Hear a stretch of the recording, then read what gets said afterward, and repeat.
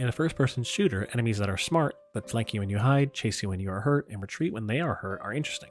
Why? Because they encourage interesting gameplay, which is fun. In a stealth game, dumb enemies are interesting for a very similar reason. If you look at Hitman or Dishonored, the enemies in those games aren't very smart, but your ability to manipulate them because you understand their behavior is fun. I want to apply that to my game, which I plan on doing by making all the enemies simple state machines. A state machine is an agent with a limited set of behaviors.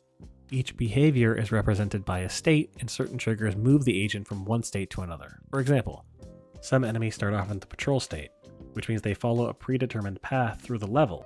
If they hear a noise, they move into the distracted state, which means they move over to the source of the noise and stand there for a few rounds. When the timer runs out, they go back to their original state. If they ever see the player, they move into the attack state, which means they chase the player until they are dead. The enemies in my game have 4 states total, which is enough to get across the basic stealth AI behaviors while also not being too much to remember. But how do I indicate state to the player visually? Who is patrolling? Where are they patrolling? Who is distracted? For how long? Well, let me show you some tricks. Melee enemies that are idle are red, patrolling versions are green, a strong visual distinction.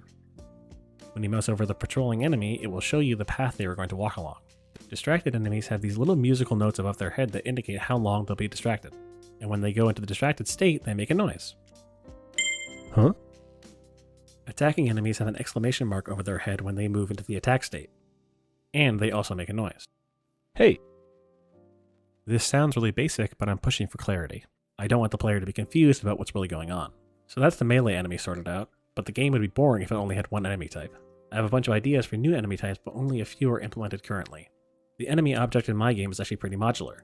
You can set different values for vision distance, ranged or not ranged, armored or not armored. Ranged enemies have a different sprite and shoot you with arrows, go figure. Hey!